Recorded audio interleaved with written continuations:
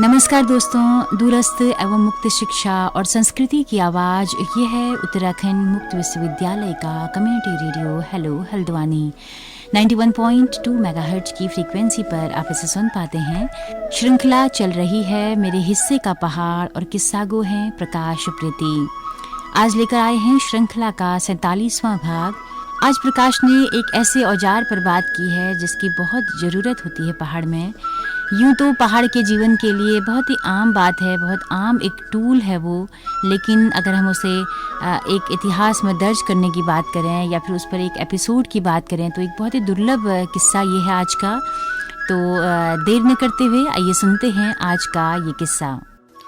नमस्कार दोस्तों, मेरे हिस्से और किस्से के पहाड़ में आज बात उस लकड़ी की जो लकड़ी को ही फोड़ने में सहारा देती थी। इसके बिना घर पर आप लकड़ी फोड़ ही नहीं सकते। इसका मसला वैसा ही था जैसा कबीर कहते हैं ना, अंदर हाथ सहार दे बाहर बाहे चोट। ईजा तो इसे कभी गोठ तो कभी छन के अंदर संभाल कर रखती।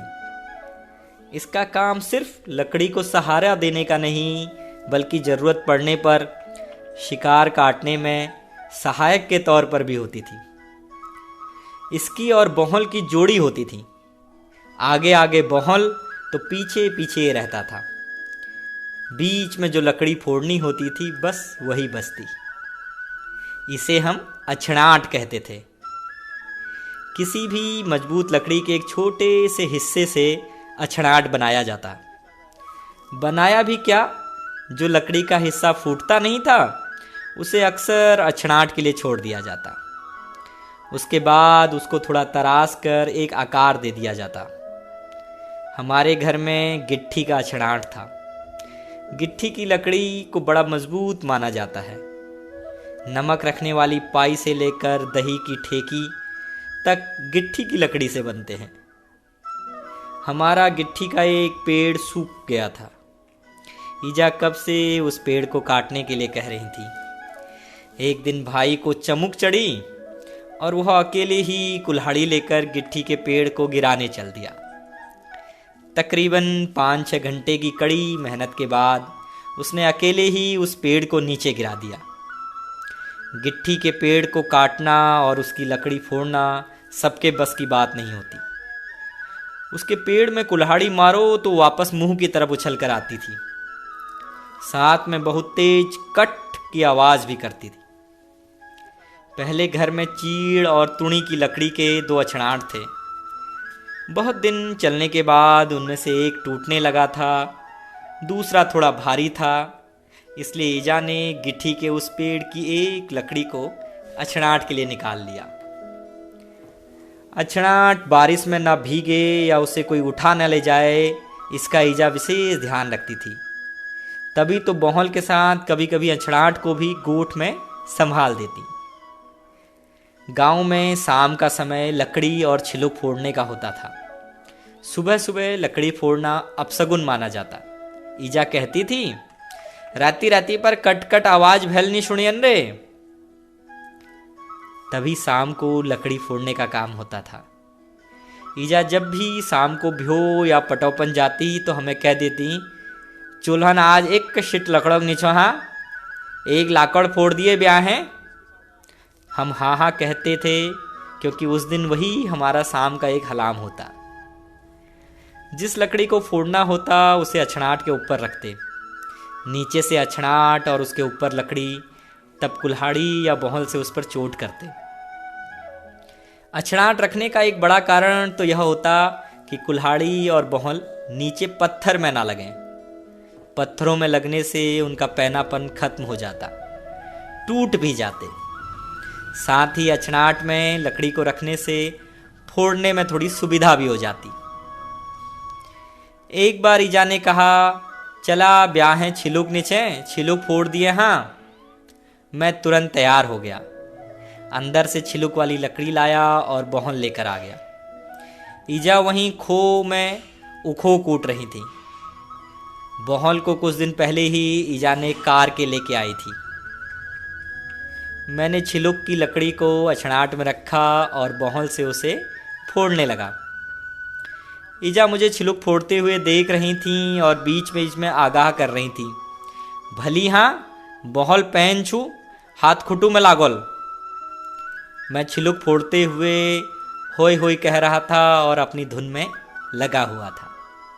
लगभग उसी लकड़ी को फोड़ चुका था, तभी दिमाग में आया कि मंदिर वाले छिलुक को पतला कर दिया जाए, जलने में आसानी रहती है।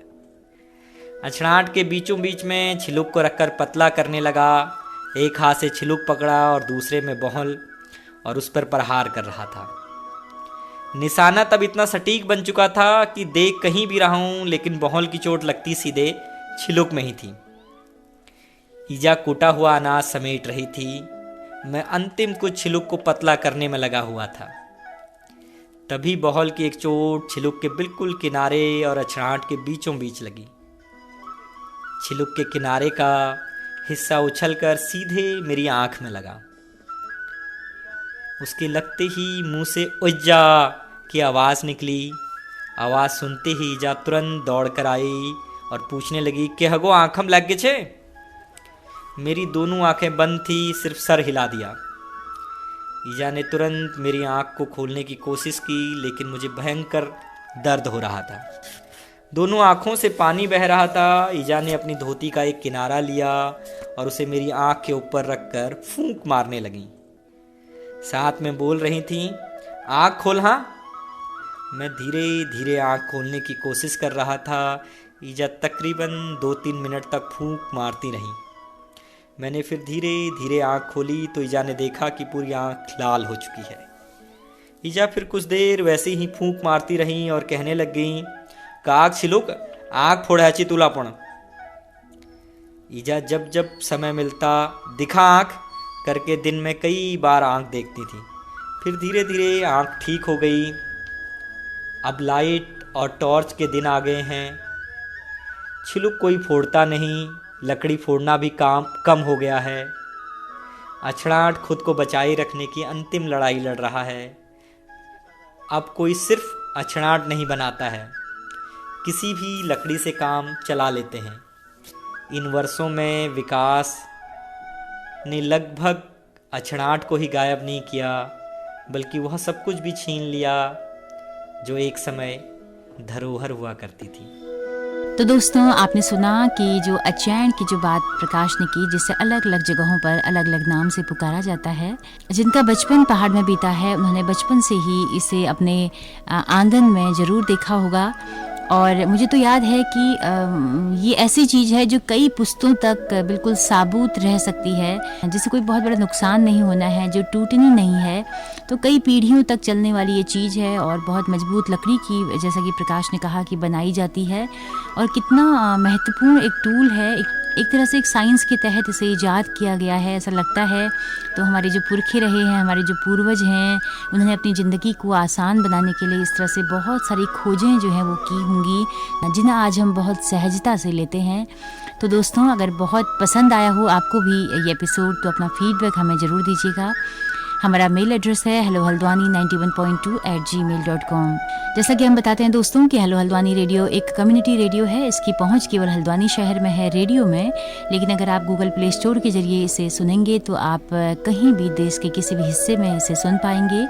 और हमारी जो रेडियो सभा चलती है वो सुबह 10:30 बजे से लेकर शाम 4:30 बजे तक चलती है, और फिर हम अपनी रेडियो सभा का दोहराव करते हैं शाम 5 बजे से लेकर रात 11 बजे तक। तो आप कभी भी हमारा रेडियो कहीं भी सुन सकते हैं, कोई बाध्यता नहीं है कि ये एक कम्युनिटी रेडियो है। तो इसी के साथ अपनी रेडियो मित्र सुनीता भास्कर को दीजिए इजाज़त। नमस्कार।